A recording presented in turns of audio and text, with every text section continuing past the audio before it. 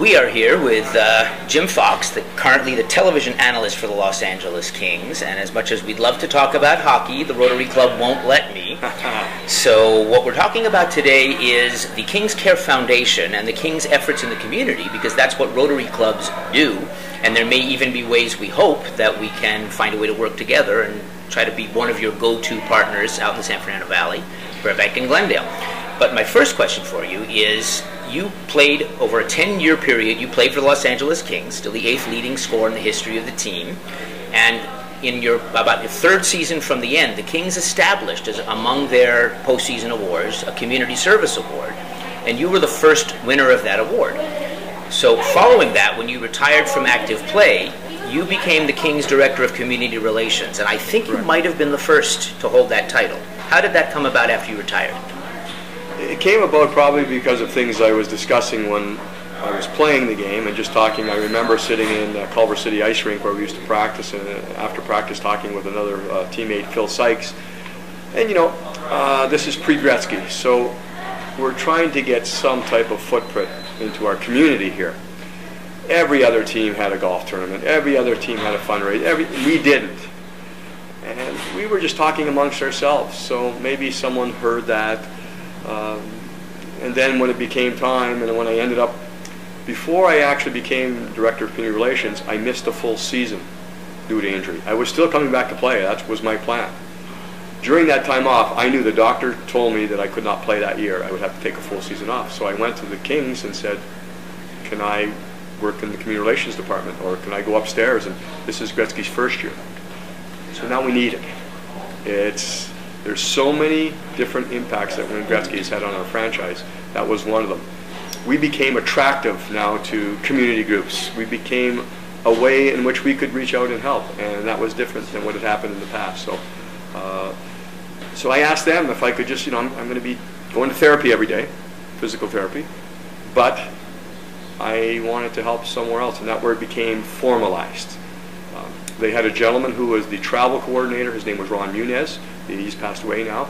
But he did have kind of when Wayne came, they kind of gave him the title of Community Relations also, but he had so many things going on, he couldn't focus on that, and I came in to just help, and that's kind of how it started. Yeah, it's everyone is looking for some way to stay connected to what they were doing once they retired from playing. It took a few years, but then the Kings Care Foundation as an entity was formed. You must have been part of putting that process together. Well, what developed over those years? The Kings Care Foundation is actually an offshoot of, I had a plan. The first thing is we had to become official. We had to go nonprofit. We had to establish and file. So I did all that. But I filed 3 separate groups. I filed Kings in the Community, which was our general group. Then I filed for the Kings Youth Hockey Foundation. So to kind of make sure the money is earmarked just for youth hockey and their groups. And then we filed Kings Wives for Kids. The players are out in the public, but the wives and girlfriends do so much behind the scenes. And with, again, I'm going to bring up Wayne's name so much, with Wayne coming aboard, our ability to raise money just went through the roof. But it's also good for the wives to have a say in where that goes, and because they did so much to raise it. And so I thought there was a need for 3 groups. At the time, it seemed like the right thing. Later on, it just all came together, it merged, and we just changed the name of Kings in the Community to Kings Care, and we put all the funds from the other 2 groups into Kings Care, and that's how you have one group now. So one foundation. The rule of 3 makes sense. That's where the hat trick concept comes in, and I'll explain that to the non-hockey fans in our club later. It's where you throw hats for no apparent reason. The foundation has developed a lot. It's been going on for 15 years, but it's a pretty big deal now. What are the key things the foundation is doing these days? And I know it's a long list, so we may just have to touch on them. But what are the Kings Care Foundation's main activities these days? The main relationship is with the Children's Hospital of Los Angeles. And it seems like an automatic, and it is. But for years, like all sports teams, we've been going at Christmas to visit the kids.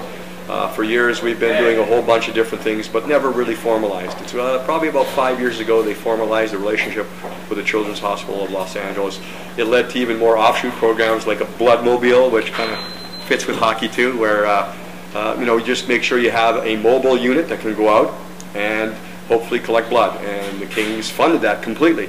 I think that one was about $150,000 just for the bloodmobile. So that's the main group right now that we work with, but it changes day to day. And then there's the everyday, the Make-A-Wish Foundations, anything that former players, myself and Dave Taylor, we host a golf tournament for the Cystic Fibrosis Foundation.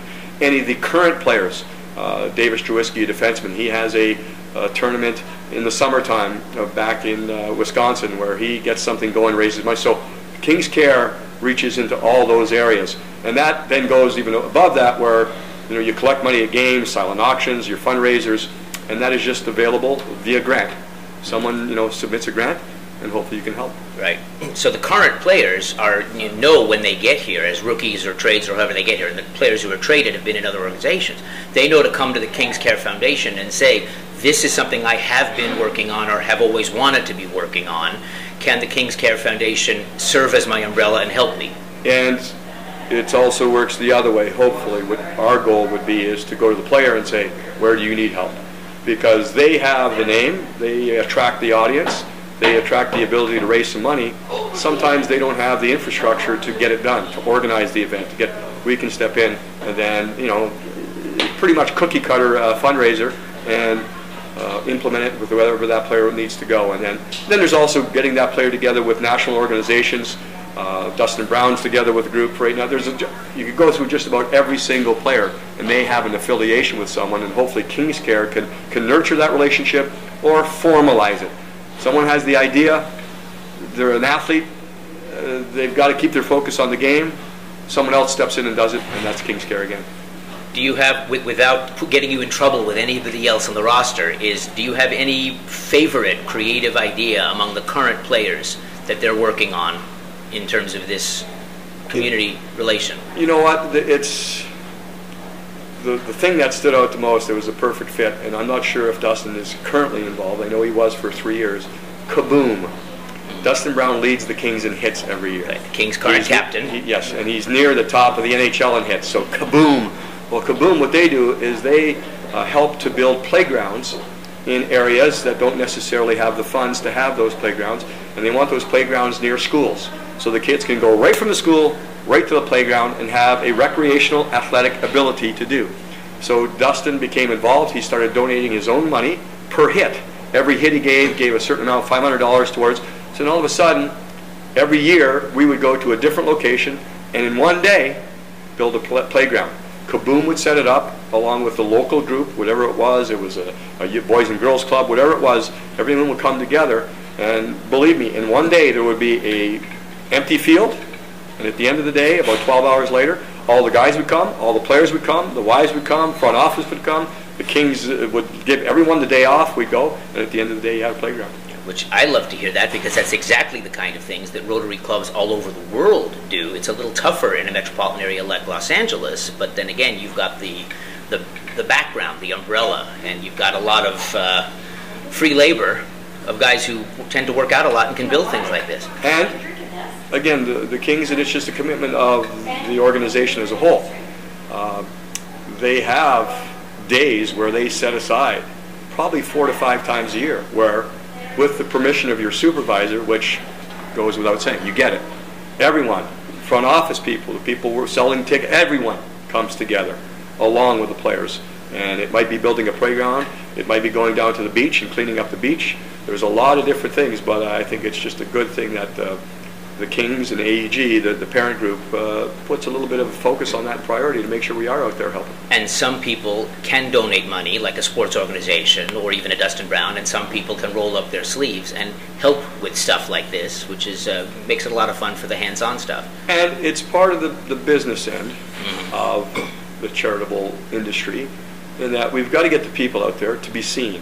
And we'd like to get the coverage, because that coverage ends up somewhere that might not, a person would come nowhere near buying a hockey ticket to come to a game, so they might not know this is going on. But we kind of go to them. They might see it on the 6 o'clock, 11 o'clock news, and they say, okay, we'll check that out next time. We'll go down to that shelter. We'll go down to that playground. We'll go down and see that. And it just helps grow. We had an executive that used to work here, and again, the charitable groups are there, and we're King's Care, but it's a business too. So you've got to find a way to promote yourself, because the way you promote yourself only allows you to bring in more money, which then allows you to give that money back to the community. And he would say it perfectly. You come up with the event, you organize it, tell the world. Tell the world that it's happening, and that'll just increase your chances of raising more money. You just tripped and fell into being the spokesperson for Rotary International's public image efforts, because we forget to do that more often than not. It's tough. You don't ever want to be seen as patting yourself on the back. But the bottom line factor is the more people that find out, the more people are going to help you. And then, you know, we need the funds. Everyone needs the funds to get it going, King's Care included. Yeah. And we just want to reach out and go into those areas that we may not have touched. If we can get a camera there, someone finds out about it. And not to get rich, to raise the money to be able to donate it just goes right back out. It just goes right back out. Right. But you know, that's part of the whole thing where you know what, King's Care really doesn't have a promotional wing. They have so many people doing so much and working every day, every minute. And you know, that's where I've been through it, and I know the current staff is through it. It's not 9 to 5. It is long hours, long days, game nights through the game. So you're there from 9 till midnight. I mean, it's long, long days, but the benefits are there too. You know you're helping people. Oh, no question. Which is what matters. I think I might have seen on the King's website, connected to King's Care, there's a reading program, a literacy program going on. What's the group doing with that? You know, just the schools. You go into schools, you go to libraries, and you just have an athlete read to kids. Again, does that 15-minute appearance teach someone how to read or read better? No. But it brings awareness that we have to help as much as possible. We can provide a mentor, we can provide a tutor, we can just maybe encourage someone else, or bring them to the fact to say, you know what, I'm going to get involved, I'm going to volunteer. And again, it's just about bringing awareness to it. So that's another. I tend to have a strong feeling about anything educational. We all strive, especially in California, to make sure our grade levels are as high as possible, and the teachers, but we want to, it's good every once in a while to give them something that's not in the curriculum, something that's extra, something that they, and maybe it's a little bit more fun, but if it's educational at the same time, I'm behind it. I remember years ago in my childhood, there was a paperback book that went out that was hockey teaching math skills. Yes. Where I would learn, I mean, I still know how to do division because I can calculate a batting average or a goals against average. Yes. That was, I think, second, but you get there fast enough. Kings in the Community, when it was started, again, back before King's Care, we had a program with the Daily News, and it was exactly that. And you can do geography, you can do math, and you can do a whole bunch of, you can do history. You know, the geography is, okay, the Kings are traveling to Detroit. Where's Detroit? Figure it out, boom. And they could only find that stuff out by the headline in the paper. The headline in the paper next day would be a story originating from Detroit. And you would make your program fit what's in the newspaper the next day. So the Daily News gets what they need, we get what I need, we get what the King's Care needs, and the kids and the people trying to learn get just a different way to learn geography, math, reading, that type of stuff. Yeah, I'm imagining the geography scale would be bigger now. What exactly is a Slovenia, and how do I get there? That's right. And it's global. That's they're calling from Slovenia right now. Exactly. They knew we were on, so they were going to call. But no, it is global now. That's a good point. The NBA is global. You know, the NHL's been global probably before the NBA. NFL, not as much. Mm-hmm. Major League Baseball, you know, but it's more North American. Although now the Asian countries are starting with Japan and Korea and things of that sort. But you know, that's a good point. You can go around the world, and it's why we keep sending NHL teams to start the season in Europe and come back with jet lag for a week and a half. Is there Zamboni lag? Does that concept exist? I've never heard of it, but I know that they're doing a lot of intricate studies nowadays on a lot of different medical reasons. So maybe the Zamboni has some. I know the old fumes that used to be emitted from the Zamboni at Culver City when we used to practice.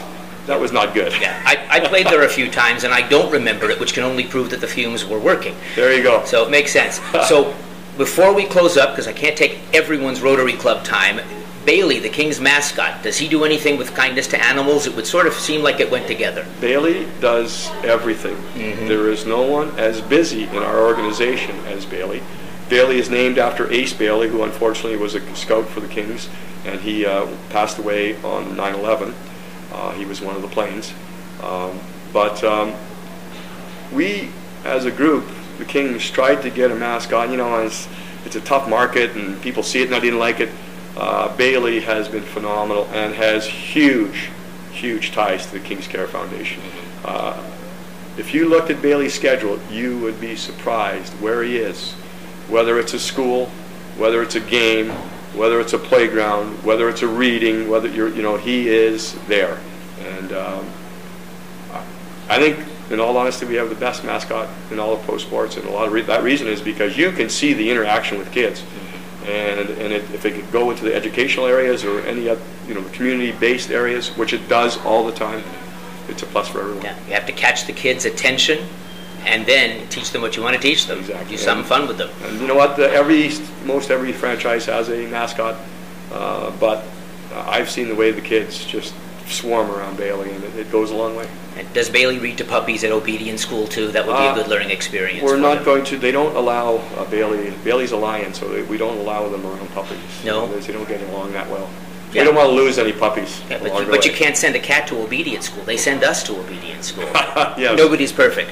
Would love to talk more about this, but I hope we can find ways for Rotary all over the world and the community to work together with organizations like the King's Care Foundation and with the King's Care Foundation. So for your time today, Jim Fox, Los Angeles Kings, thank you for being here with us. No, my pleasure. Anytime. Thank you. And we obviously appreciate everything Rotary does. And I've spoken to many of the groups over the years, and it's something that we all work together to help out. Thank you, Jim.